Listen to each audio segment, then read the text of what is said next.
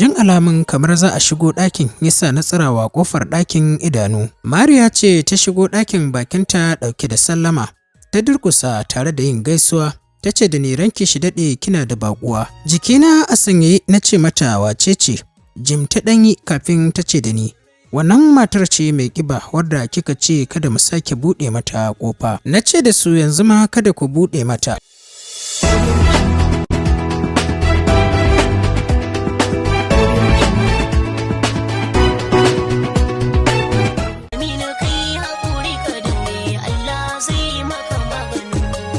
Jama'a assalamu alaikum. Barkanmu da warhaka, barkanmu da sake saduwa da ku a cikin wannan shiri namu wanda muke karanto muku littafi mai suna Ƙwarya tabi Ƙwarya. Littafin shahararriyar marubuciya wato Binta Umar Abbali.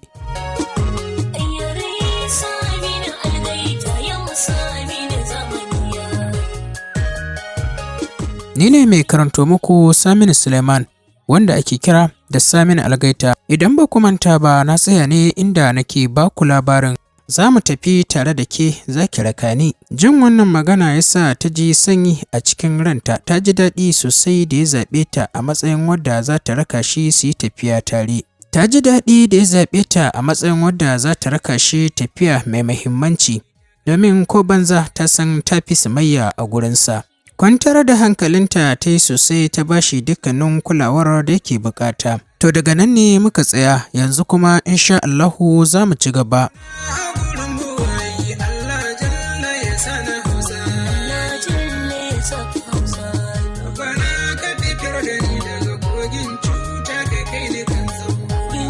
Bismillahirrahmanirrahim. Da sunan Allah mai rahama mai jin ƙai muke fara dukkanin lamari. Allah muna roƙonka yanda muka fara lafiya, Allah ka sa mu gama lafiya. Ƙwarya tabi Ƙwarya kashi na 82. To har sai da ya rage ana saura kwana biyu tafiyar tasu na sami labari, shi ma kuma ba daga bakinsa na ji ba. Lokacin da na je gayar da mama shine take yi mani zancen. A wannan lokaci na yi matuƙar jin haushi sosai da samun wannan labari. Kishi ne ya taso min, zuciyata ta dinga ƙuna. Amma na yi ƙoƙarin dannewa saboda kar ta fahimci akwai wani abu, na nuna mata na san da tafiyar. Haƙuri mama ta shiga bani tana nuna min cewa tunda ni bani da ƙoshin lafiya na haƙura su je su dawo. Na nuna mata babu komai, babu abin da ke damuna a game da tafiyar tasu. Tunda ya zaɓi ya yi tafiya da Lawisa, to ai babu komai, ni da Lawisa duk ɗaya ne a gurinsa. Bayan mun gama firar da ita sallama na yi mata na koma sashena. Na kwanta a ɗaki, abin duniya duk ya taru ya yi mani yawa. Yini na yi a ɗaki cikin damuwa da matsanancin ɓacin rai akan irin munafurcin da ke yi min. Menene na munafurta ta don zai yi tafiya da Lawisa? Tunda ya san ni ban isa na hana shi abin da ya niyya ba. Ni ban ga dalilin ɓoye min ba. Wato kenan da ba don na shiga gurin mama ta shaida min da maganar tafiyar ba. Da shi kenan ba zan sani ba har sai za su tafi ya shigo ya min sallama. Girgiza kaina na miƙe zaune. Jin alamun kamar za a shigo ɗakin yasa na tsirawa ƙofar ɗakin idanu. Mariya ce ta shigo ɗakin bakinta ɗauke da sallama. Ta durƙusa tare da yin gaisuwa. Ta ce da ni ranki shi daɗe kina da baƙuwa. Jikina a sanyaye na ce mata wace ce. Jim ta ɗanyi kafin ta ce da ni. Wannan matar ce mai ƙiba wadda kika ce kada mu sake buɗe mata ƙofa.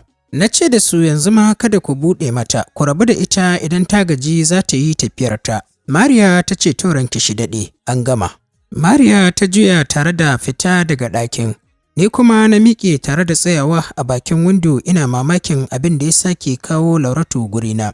Mamaki nake yi game da abin da na yi mata, wanda ya sa ta take ta ƙoƙarin sai ta ga ta cutar da ni. Na tabbata a yanzu ma ba alkhairi ba ne ya sake kawo ta gurina. Buɗe ƙofar ce ta sa ni ne saurin juyawa, sai muka haɗa idanu da shi. Ya shigo fuskarsa a murtuke ko annuri babu. Tsayawa na yi ina bin sa da kallo tare da mamakin abin da ya sa shi ya dawo gida yau da wuri. Sannu da zuwa na ce masa ina kallon fuskarsa. Ba tare da ya amsa ba kuma bai saki fuskar tasa ba. Ya ce da ni Sumayya, yaushe kika koyi wulaƙanci da kuma ƙin mutane?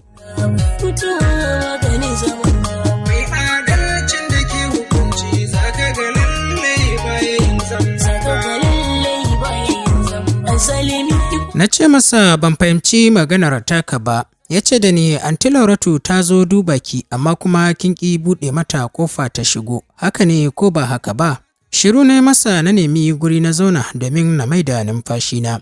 Ya ce da ni daga yanzu kada wani ko wata ya sake zuwa gidan nan ki hana a buɗe masa ƙofa. Kin gane ko? Bayan ya gama sauke numfashin hayaniyar da yake yi, na ce masa shin wai wace irin alaƙa ce tsakaninka da matar da kace ta zo za ta duba ni har da kake tayar da jijiyar wuya a kanta. Cikin tsawa da tashin hankali da kuma nuna alamun ɓacin rai, ya ce da ni, rashin kunya za ki min kenan?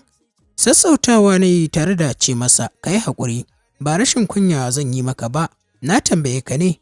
Ya ce da ni, anti Lauratu, ƙanwar Hajiya Karima ce mahaifiyar Lawisa, ina fatan kin gane. Sassauta muryata na yi ƙasa-ƙasa, na ce masa na gane kuma na fahimce ka.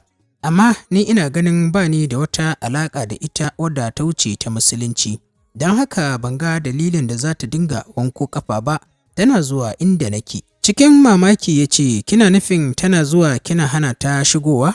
Na ce masa ƙwarai kuwa, ba zan bari ta shigo ta cutar da ni ba. Ya ce da ni, Sumayya, wai me yasa kike da zargi ne? Na ce masa ba ni da zargi kuma ni ba na zargin kowa. Duk abin da kaga na yi magana a kansa to na ga zai cutar da ni ne. Ya ce da ni, to na dai gaya miki kada ta sake zuwa ki hana ta shigowa domin shi wulaƙanci ba shi da daɗi. Kai tsaye na ce masa wallahi ba zan bari ta shigo ba. Ya tsira min idanu yana kallo na cike da mamaki. Ya ce da ni akan wani dalili. Hannuna na ɗaga tare da nuna masa na ce duba can gurin ka gani. Ya tsira idanu yana kallon inda nake nuna masa. Ya ce da ni ke, ni ban ga komai ba. Ajiyar zuciya na sauke na miƙe tsaye tare da isa daidai gurin da abin ya faru. Miƙewa ya ƙaraso gurin. Na nuna masa gurin na ce duba nan ka gani. Sati 3 da suka wuce ta shigo nan da niyyar ta watsa min asid.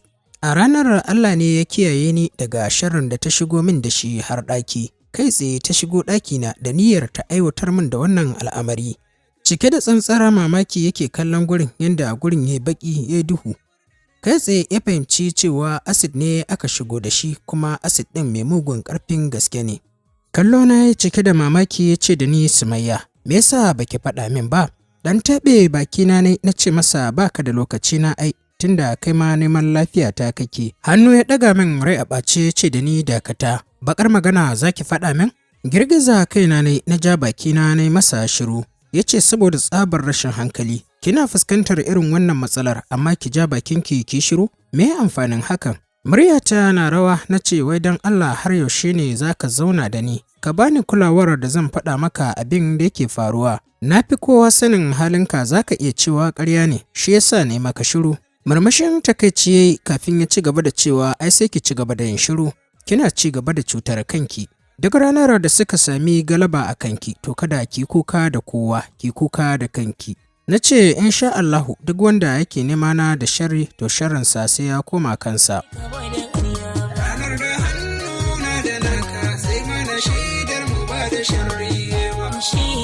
To ya san har da shi a cikin waɗanda na yi wa addu'a.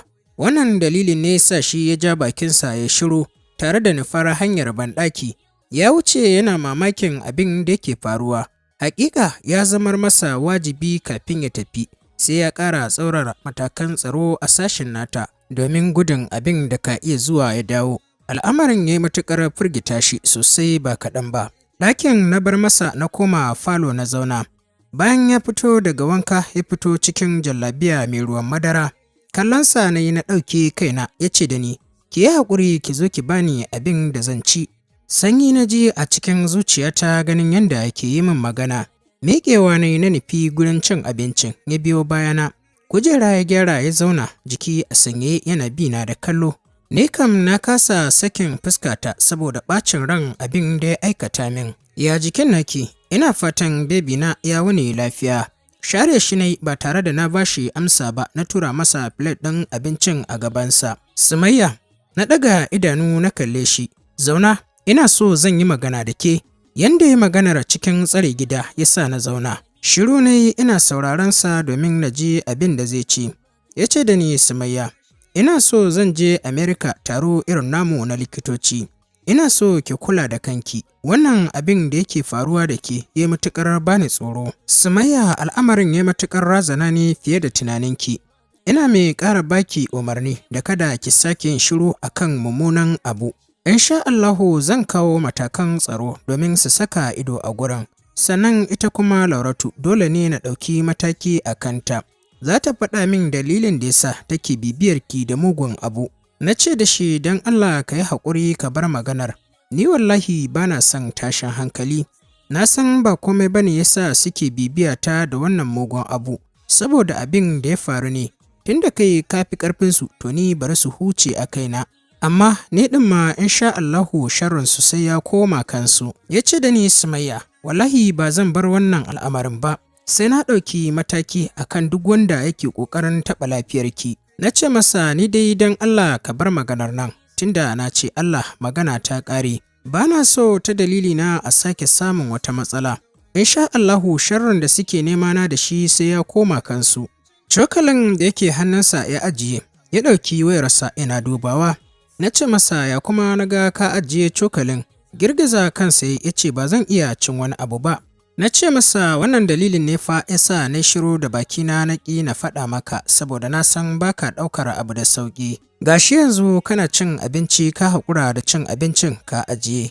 Kallo na ya yi wani irin murmushi wanda iyakacinsa leɓen bakinsa. Sannan ya ce da ni, wannan al'amarin ne mai sauƙi a gurinki ko?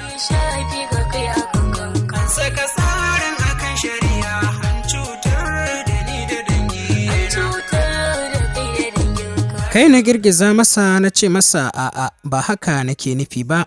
Ina nufin mu barwa Allah komai sai ka ga ya yi mana maganin komai. Na san suna so su ɗauki fansa ne a kaina. Ya ce a kaina ya kamata su ɗauki fansa ba a kan keke da baki da laifin komai ba. Ai kai ka fi ƙarfinsu shi yasa dole su haƙura su ƙyale ka. Su ɗauki fansa a gurin da suka san za su iya ɗaukan fansa. Dole ne a kaina za su ce za su ɗauki hukunci, saboda su a ganinsu suna ganin ni ce na janyo aka rataye Modibbo. To shi yasa suke son ɗaukan fansa a kaina.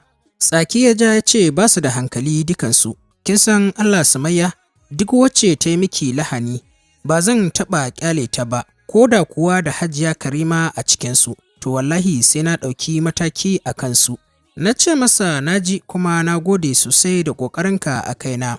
Amma don Allah yanzu ka haƙura ka bar maganar, idan suka sake wani yunƙurin a kaina, to ni da kaina zan baka goyon baya, ka ɗauki dukkanin matakin da ya dace a kansu, amma yanzu dai don Allah ka yi haƙuri ka bar maganar. Ajiyar zuciya ya sauke ya ɗauki cokalinsa ya ci gaba da cin abincin. Lemo na tsiyaya masa a kwafi na miƙa masa ya karɓa ya kurɓa, ya ajiye kwaf ɗin lemon tare da ci gaba da cin abincinsa. Na kalle shi na ce masa, amma fa ba zan ɓoye maka ba cewar na ji ciwon abin da ka yi ba. Kallona yana tauna abin da yake bakinsa. A tsanake ya ce da ni mene miki? Na ce masa saboda ka shirya tafiya da Lawisa Amerika shine sai ka ɓoye min maganar tafiyar taka. Ka san dai ni ba zan hana ka abin da ka yi ra'ayi ba ko? Tishu ya ɗauka ya goge bakinsa yana tauna abinci. Sannan ya dube ni tare da faɗin, Lawisa ta sami labarin kina ɗauke da juna biyu. Wannan dalili ne yasa har take zargin cewa na fi buƙatar haihuwa da ke shi yasa bana baki ƙwayoyi. Na nuna mata cewa ni ma ƙarfi na kika fi, amma ta ƙi aminta da maganar tawa. Har tana ikirarin cewa za ta kai maganar gaban mai martaba. Wannan dalili ne yasa na yanke hukuncin tafiya da ita domin na rarrashe ta a can. Girgiza kaina ne na ce masa to menene na ɓoye min, ni shine abin da ya fi komai bani haushi. Sai yanzu da na je gaishe da mama ne take faɗa min.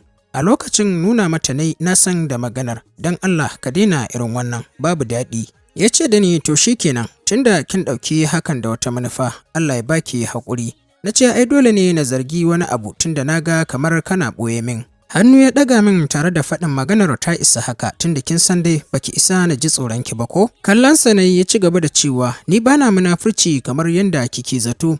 Magana ce dai Allah ne bai nufe ni na faɗa miki da wuri ba. To yanzu kuma tunda kin sami labari, shikenan maganar sai ta wuce.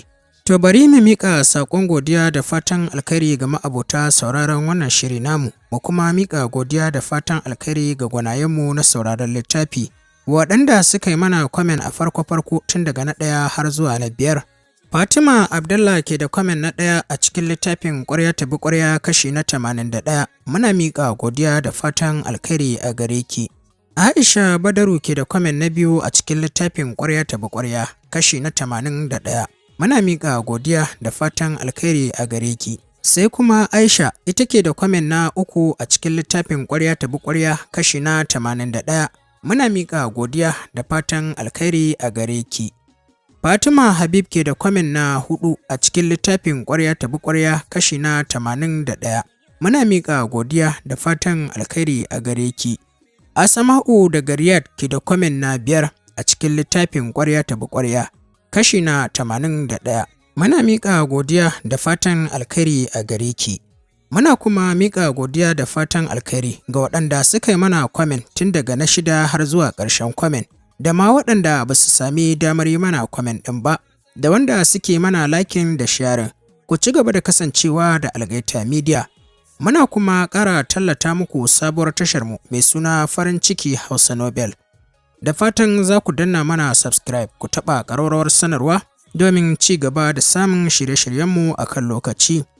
Ga masu buƙatar kuma su sauke littattafanmu na karantawa ko su karanta sababbin littafinmu bugun farko, za su iya ziyartar mu a kan adireshinmu www.arewamagicnews.com.ng.